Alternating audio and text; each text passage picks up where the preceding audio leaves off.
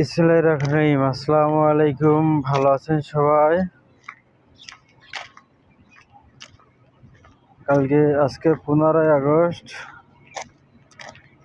কাল 16ই আগস্ট।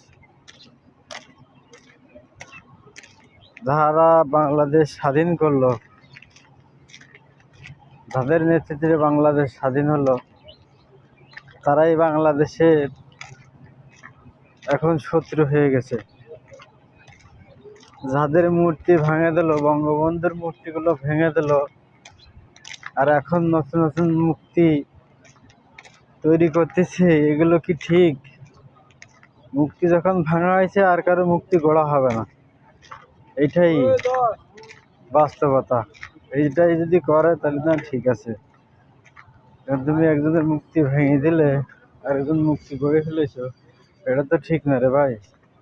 মানুষ মানুষের জন্য ভুল একজন করতেই পারে, তারপর তো এই না যে কেউ মানুষ মেরে ফেলেছে সৎভাবে চলবে, অসৎভাবে।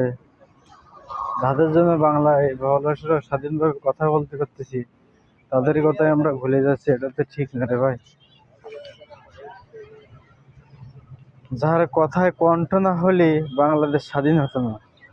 সে যেভাবে করে না, তবু তো কণ্ঠ বার্তা সেইটি তো দিছিল, আশ্বাস তো সেটি দিছিল। তার কথা শুনে তো তখন সবাই ঝাঁপিয়ে পড়েছিল,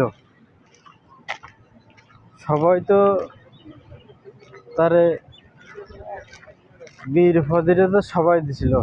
বীর মুক্তিযোদ্ধা, বীর উত্তম, এগুলো কিতাবটা তো সবাই তারা দিছিল, যারা দেশ স্বাধীন করেছিল। আজকে বঙ্গবন্ধু এবং কাদের সিদ্দিকী এবং যারা আছে এখন দুনিয়াতে, অনেক মুক্তিযোদ্ধারা বেশি আছে, তাদের ইতিহাসকে আমরা ধুয়ে ভুলে দিচ্ছি। আর সেদিনকার পিক্সি, তারা আজকের দেশের মাথা ধরা হয়ে গেছে। 24 স্টেশন কথা বলে তারা আজকাল মাথা ধরা হয়ে গেছে। এটা তো রে ভাই ঠিক না। 9 মাস যুদ্ধ করে তারপরে তারা বীর উত্তম, বীর খেতাব পাইছিল। আর এরা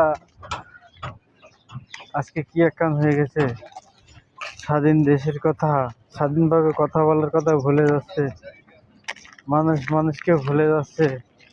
এটা ঠিক না। এখন তো ইউটিউব খুলেই দেখা যায়